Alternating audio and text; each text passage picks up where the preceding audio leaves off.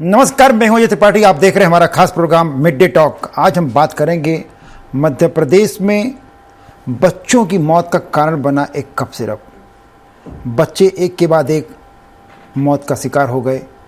एक cough syrup जो खांसी की दवा जिनको देनी थी, उसने उन बच्चों को मौत की नींद सुला दिया, हमेशा के लिए सुला दिया, जिनको कि थोड़े दिन का आराम करना था। सन्नाटा पसरा है चारों तरफ, लेकिन उस सन्नाटे के बीच में एक नया सुर शुरू हो गया है सियासत का। क्या सत्ता पक्ष, क्या विपक्ष, सब अपने अपने ढंग से उस पर रोटियां सेक रहे हैं। मुद्दा ये है कि क्या ऐसे बच्चों पे संवेदनशीलता के साथ सरकार खड़ी हो, संवेदनशीलता के साथ सत्ता पक्ष विपक्ष दोनों बात करें। कैसे बच्चों को बचाया जा सकता है, इस पर चर्चा होने के बजाय लगातार सियासत हो रही है। खबर है कि राहुल गांधी भी छिंदवाड़ा आ रहे हैं। कांग्रेस के अध्यक्ष जीतू पटवारी जी लगातार प्रवास पर चले गए हैं। सरकार के मुख्यमंत्री, सरकार के स्वास्थ्य मंत्री, डिप्टी सीएम सभी इस मुद्दे पर जा रहे हैं, पर अभी भी उस मुद्दे पे कोई नहीं आया कि आखिर इतनी बड़ी गलती हो कैसे गई। इन्हीं सारे मुद्दों पर चर्चा करेंगे और मेहमानों के साथ बात करें, डिस्कस करें, उनसे जानें। उसके पहले देखते हैं हम एक रिपोर्ट। छिंदवाड़ा में सिरप पीने से 19 मासूमों की मौत ने पूरे प्रदेश को झकझोर दिया है। एक तरफ सरकार जांच में जुटी है, वहीं दूसरी ओर कांग्रेस ने मोर्चा संभाल लिया है और अब खबर है कि राहुल गांधी भी छिंदवाड़ा का दौरा कर सकते हैं। छिंदवाड़ा के इस दर्दनाक हादसे ने सवालों का तूफान खड़ा कर दिया है।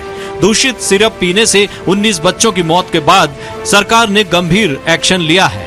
मेडिकल डिपार्टमेंट से लेकर लोकल एडमिनिस्ट्रेशन तक जवाबदेही तय की जा रही है। कई जिम्मेदार अधिकारियों को सस्पेंड कर दिया गया है। जिस सिरप से बच्चों की मौत हुई, उस पर प्रतिबंध लगा दिया गया है। मरने वालों के लिए सहायता राशि का भी ऐलान किया गया है। मुख्यमंत्री मोहन यादव ने कहा है कि जिम्मेदारों को किसी भी हाल में बख्शा नहीं जाएगा। सरकार बच्चों की मौत पर गंभीर है और हर पहलू की पड़ताल हो रही है। कफ सिरप से जो घटना घटी है, हमने इस पर कार्रवाई करते हुए जो तमिलनाडु की फैक्ट्री थी, उस फैक्ट्री की दवाइयों को भी बैन किया और 2 फैक्ट्री की और जानकारी आई है, उनको भी हमने बैन करने के लिए लिखा है। और हमने अपने स्तर पर जो कार्रवाई की है उसमें कुछ और अधिकारियों को आज मैंने अपनी कठोर कार्रवाई करते हुए कि मानवीय दृष्टि से हम किसी प्रकार की लापरवाही बर्दाश्त नहीं करेंगे। शोक की इस घड़ी में मैं कांग्रेस से भी कहना चाहूंगा कि खाली आरोप लगाना सरल है, उनके हल्केपन से ही इस प्रकार की व्यवस्थाओं पर ध्यान भटकता है। लेकिन इस बीच कांग्रेस सरकार पर लगातार हमलावर है।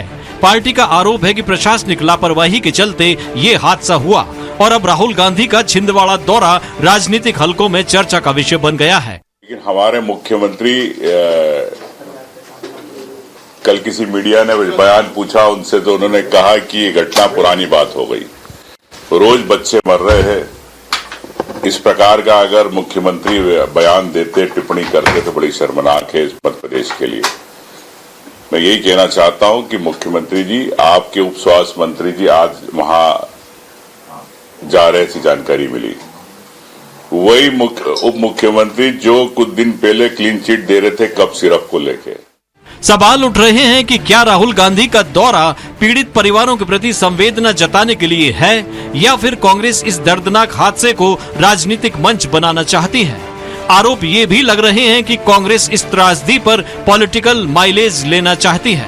बहरहाल नेताओं के बयानों ने इस पूरे मामले को सियासत के रंग में रंग दिया है। Bureau report, Swaraj express. सियासत के रंग में पूरा मामला रंगता जा रहा है। सवाल स्वाभाविक रूप से खड़ा होता है कि बच्चों की मौत का गम हर व्यक्ति को है, बच्चे किसी भी परिवार के हों, लेकिन जिस तरह का प्रदर्शन अब हो रहा है वो बड़ा सवाल खड़ा करता है। मेरे साथ 3 मेहमान होंगे। खास ब्रज गोपाल लोया जी हैं, बीजेपी के प्रवक्ता हैं, जितेंद्र मिश्रा जी हैं, कांग्रेस के प्रवक्ता हैं, और जबलपुर से वरिष्ठ पत्रकार चेतन भट्टी जुड़ेंगे। बहुत संवेदनशील पैनल आज हमारे साथ है, इसलिए संवेदनशीलता के साथ सवाल और जवाब होंगे। मैं सबसे पहले जितेंद्र मिश्रा जी के पास आना चाहूँगा। जितेंद्र जी, बार बार सवाल, निश्चित रूप से बच्चों की मौत एक बहुत बड़ा विषय है, बहुत गंभीर विषय है। संवेदनहीनता शुरुआत में दौर में देखने को मिली, लेकिन जिस तरह से आप लोग कह रहे हैं, वो भी मुख्यमंत्री ने वही बात कही कि थोड़ा सा सियासत कम करिए, वक्त निकाले जाने दीजिए। देखिए जी, मध्य प्रदेश में लगातार इस तरह की घटनाएं हुई हैं।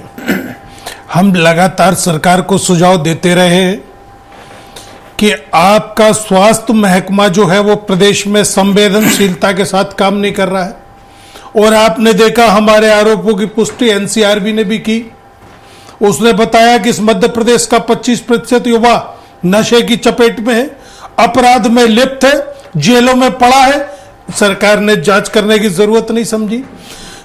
खाली है कि छिंदवाड़ा की घटना नहीं त्रिपाठी जी, आप ये देखेंगे इंदौर में नवजात शिशुओं को चूहे कुतर गए, सरकार ने कौन सा बड़ा एक्शन लिया, कौन सा उस अस्पताल पर ताला लगाने का काम किया या इस तरह की कोई व्यवस्था की कि उसकी पुनरावृत्ति ना हो। छिंदवाड़ा में आपने देखा, हम लगातार कहते रहे कि मेडिकल स्टोरों के माध्यम से नशे का व्यापार मध्य प्रदेश में हो रहा है। सरकार के कानों पर जू न रेंगी, सरकार कहती रही आप बैठिए चुप, हम कार्रवाई करेंगे जी। कब तक इसको लेकर सरकार के आश्वासन पर चुप रहते। शेडोल में एक घटना हुई, आपने देखा पॉविडेन आयोडीन का नकली दवाई 2500 मरीजों पर लगाई गई, शरीर पर फोले पड़ रहे, छाले पड़ रहे। ये सरकार चल रही, तमाशा हो रहा है, ये समझ में नहीं आ रहा। स्वास्थ्य मंत्री को जरा भी चिंता नहीं है, स्वास्थ्य मंत्री की छोड़ दीजिए, कलेक्टर छिंदवाड़ा का चिंता नहीं कर रहा इस बात को लेकर के। इतनी बड़ी घटना के बाद एसडीएम कार में बैठ के कांच खोल के बाइट दे रहा है। आप अंदाजा लगा लीजिए कि सरकार इस मामले में कितनी संवेदनशील है। घटना की जानकारी के समय आप देखिए, लगातार छिंदवाड़ा के लोग कह रहे थे कि नशे का व्यापार बढ़ रहा है, कोई जांच नहीं की गई, कहीं कोई कार्रवाई नहीं की गई, मानक सैंपल नहीं लिए गए, नशे की दवाओं के बिल नहीं मांगे गए किसी तरीके से।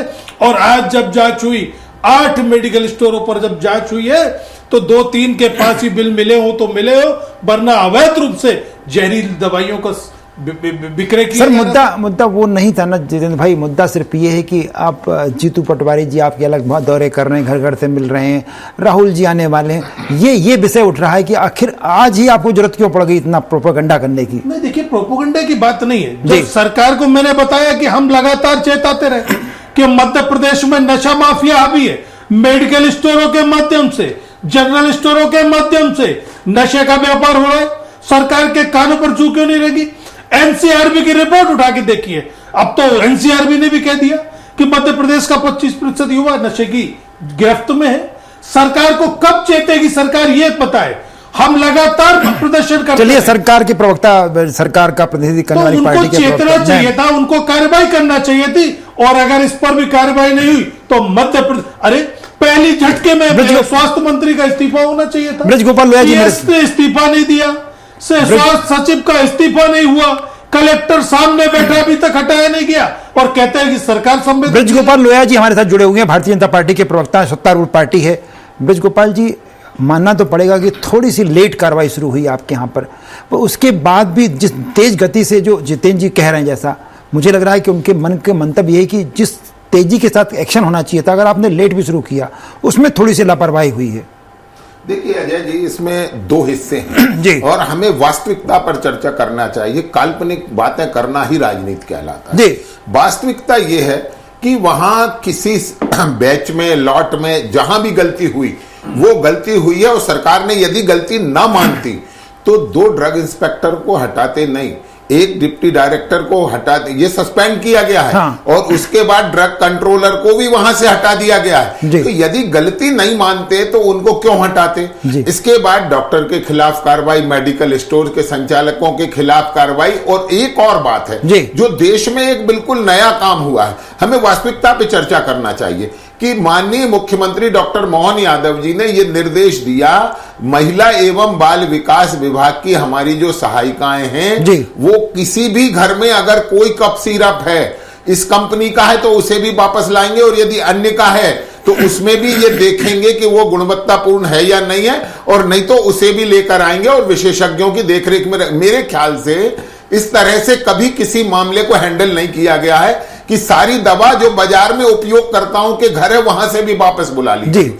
और एक बात हम स्वीकार करते हैं कि यह बड़ा दुर्भाग्यपूर्ण मामला है, और इस मामले पर सरकार जिस संजीदा तरीके से कार्रवाई कर रही है वो तो अपनी जगह है, परंतु कांग्रेस जिस तरह से राजनीति कर रही है वो ये बताने की कोशिश हो रही है कि कांग्रेस का चरित्र क्या गिद्धों की तरह हो गया जो केवल लाशों का इंतजार करते हैं। आप समझिए, माननीय मुख्यमंत्री जी वहां प्रत्येक पीड़ित परिवार के घर तक गए, और उसके उलट जीतू पटवारी जी ने इंटक भवन में पीड़ितों को एक साथ बुलाया और वहां उनसे, तो क्या संवेदना व्यक्त करने भी आप अपने पास बुलाएंगे? दूसरी बात, आप देख रहे हैं, लगातार आप निगाह रख रहे हैं कि आप साथ चले जाते, मगर उमंग सिंगार जी नेता प्रतिपक्ष नहीं गए। जब वहां मध्य प्रदेश में जीतू पटवारी जी उस विषय पर प्रेस कॉन्फ्रेंस कर रहे हैं, उसी पर उमंग सिंगार दिल्ली में बैठकर कर रहे हैं।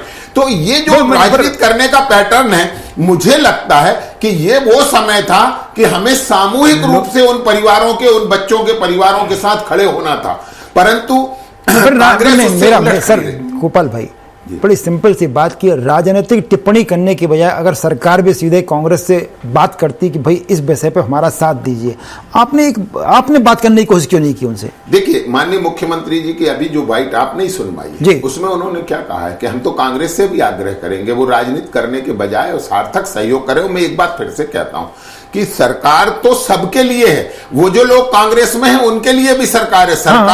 सरकार का धर्म मध्य प्रदेश की जनता की सेवा करना है, मध्य प्रदेश के रोगियों का उपचार करना है, मध्य प्रदेश के बच्चों की सुरक्षा की जिम्मेवारी हमारी है। और वो केवल राजनीतिक दल के नाते नहीं है, हम चूंकि भारतीय जनता पार्टी की आज सरकार है, मगर हमारा आग्रह ये है कि ऐसा कोई काम, राजनीतिक टिप्पणी की अगर मैं बात करूं तो ये कंपनी तो वहां से आती है जहां तो जो तमिलनाडु है, कांग्रेस और उनके एलाई पार्टनर की गवर्नमेंट है, वहां से ये सामान कैसे आ गया। मगर हम ये नहीं कहना चाहते हैं, हम तो ये कहना चाहते हैं कि जिस स्तर पर भी चूक हुई है उस हर स्तर पर हम कार्रवाई करेंगे। और एक बात और है कि जो लोग आज ये कह रहे हैं कि हम ये करते या हम वो करते, तो ये तो वो लोग हैं जिन्होंने 5000 लोगों की मौत के गुनहगार वो विषय भटक जाएगा। नहीं भाई प्लीज विषय से भटक जाएगा। मैं राजनीतिक टिप्पणी नहीं करना चाहता हूं, मगर ये जरूर आग्रह करना चाहता हूं कि हर चीज में राजनीति नहीं होती। और एक बात और कांग्रेस बताए, यदि आप होते तो इससे और बेहतर क्या करते। वहां के जो जनप्रतिनिधि हैं कमलनाथ जी और नकुलनाथ जी, मैं आ रहा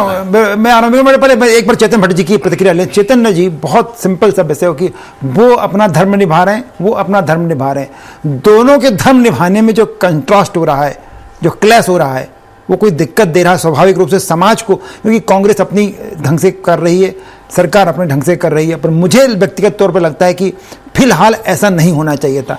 चेतन जी, देखिए अजय जी, ये राजनीति में ये बहुत आम बात है कि जब किसी की सरकार होती है जी, और अगर कोई घटना होती तो उसमें विपक्षी दल है पूरी तरह से अपना रोटी सेकने का प्रयास करता। उसमें कोई अकेले कांग्रेस की बात नहीं है। अगर कांग्रेस का शासनकाल होता तो भाजपा भी वही करती जो आज कांग्रेस कर रही है जी। दूसरी बात, ये बहुत ही हृदय विदारक घटना है, इसमें कोई संदेह की बात नहीं है जी। जिन मासूमों की जान गई है जी, उनके माँ बापों ने कभी नहीं सोचा होगा कि हम जिस सिरप से अपने बेटे को खांसी से मुक्ति दिलाने का प्रयास कर रहे हैं वो उसे जीवन से ही मुक्ति दे दे जी। लेकिन इसके बाद जिस तरह से कार्यवाहियां हुई हैं, मुझे लगता है कि कोई कार्यवाही, ऐसी कड़ी कार्यवाही तो हुई नहीं जी। ले दे के एक डॉक्टर को आपने FIR दर्ज कर दी और उसको जेल भेज दिया। डॉक्टर IMA का स्पष्ट तौर पे कहना है कि डॉक्टर दवाई वो लिखता है जो बाजार में उपलब्ध है जी। अगर डॉक्टर ने ये दवाई लिखी है और चूंकि बाजार में उपलब्ध है तो इसकी जांच करने की जिम्मेदारी किसकी थी? ड्रग एंड फूड डिपार्टमेंट की जी। अब ले दे के आपने 2 ठो ड्रग जो है इंस्पेक्टर उनको सस्पेंड कर दिया जी। जबलपुर दिनेश कुमार मौर्य उनको हटा दिया जी। प्रमुख सचिव पे कोई कार्यवाही नहीं हुई जी।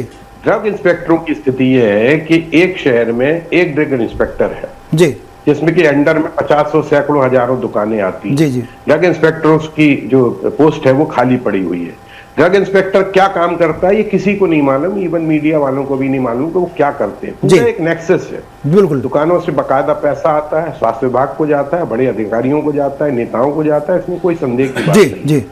आप देख लीजिए कि जो जिन लोगों पे कार्रवाई होना चाहिए थी उन पे तो अभी कोई कार्रवाई हुई नहीं। अगर आपको जेल भेजना था तो उन तमाम जिम्मेदारों लोगों को जेल भेजना था जिनकी जिम्मेदारी है जांच करने की, दुकानों में कैसे दवाई पहुंच रही है कि नहीं पहुंच रही है, गलत तो नहीं पहुंच रही है।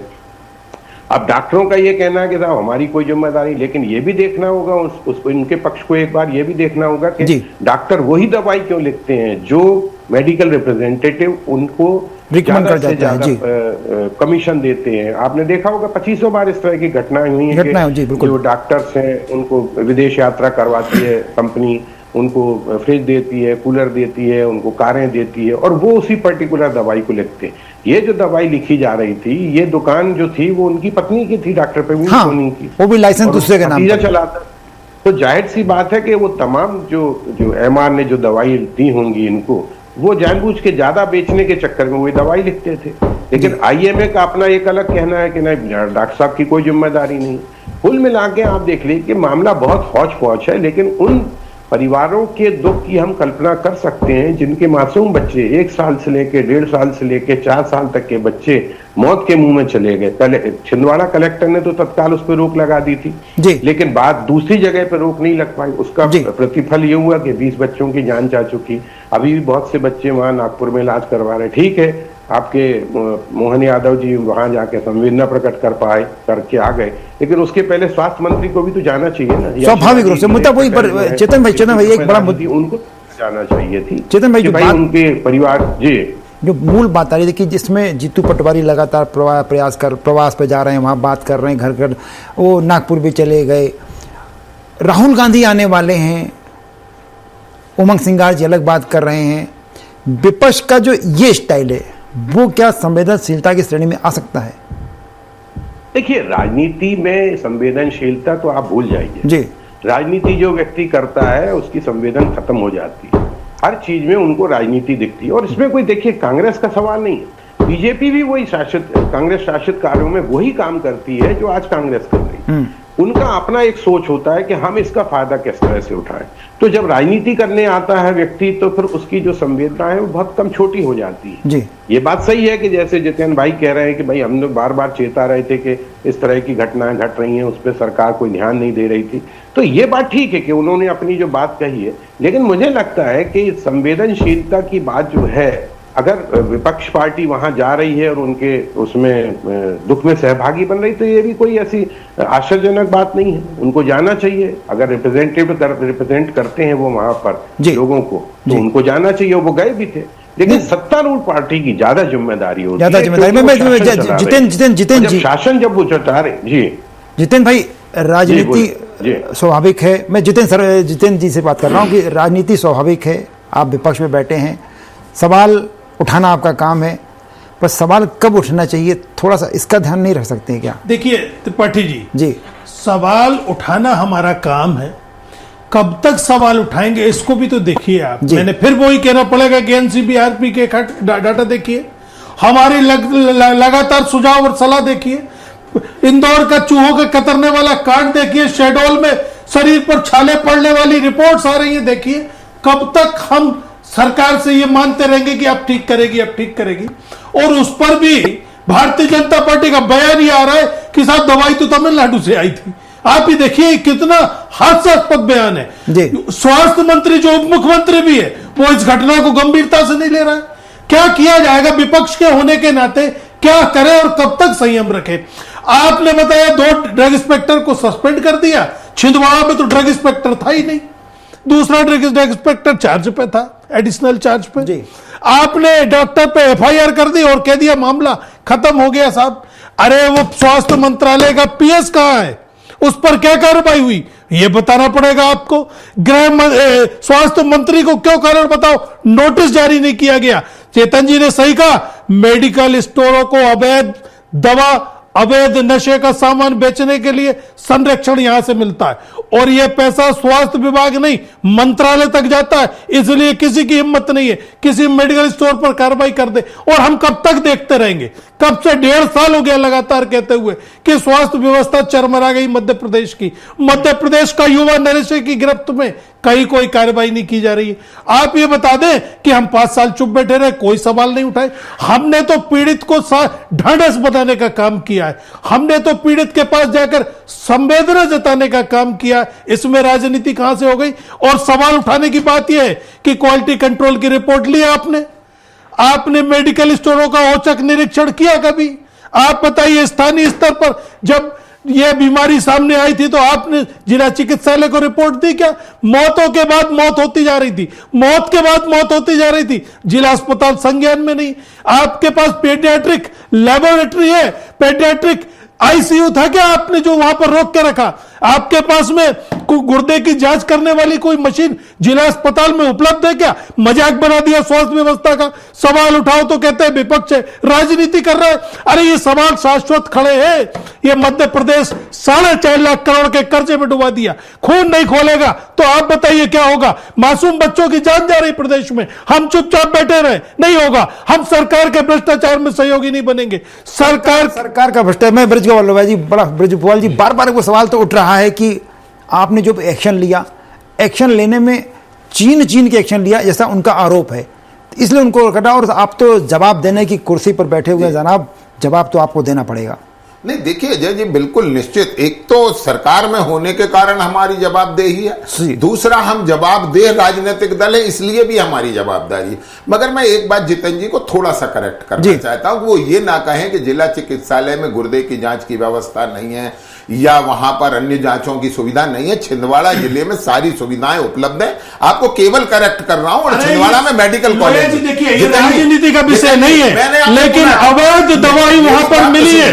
एक मिनट सुनिए, मैंने आपको नहीं टोका था। जी हाँ, हाँ। देखिए थोड़ा सा हमारा ऐतराज क्या है, आप सरकार पर हमलावर होइए, आप सरकार को कटघरे में खड़ा करिए, उस पर आरोप लगाइए, ये आपका अधिकार है और हम आपको इस अधिकार से वंचित नहीं करना चाहते। मगर प्रश्न इस बात का है कि सबसे पहले जो पीड़ित हैं उनकी सहायता होनी चाहिए। जैसे चैतन्य जी ने अभी कहा कि वहां पर अगर जीतू पटवारी जी जा रहे हैं तो इसमें असुविधा क्या है? हम भी कहते हैं कि इसमें कोई असुविधा नहीं है कि जीतू पटवारी जी को जाना चाहिए, मानवीय संवेदनाएं व्यक्त करना चाहिए। मगर क्या पीड़ितों को अपने घर बुलाकर संवेदनाएं व्यक्त करेंगे? हमारा अभिप्राय ये था। और एक बात और अजय जी, जो मैं हमेशा कहता हूं वो कहता भी रहूंगा, खासतौर से कांग्रेस पार्टी के विषय में, कि साहिल के तमाशाई हर डूबने वाले पर अफसोस तो करते हैं, इमदाद नहीं करते।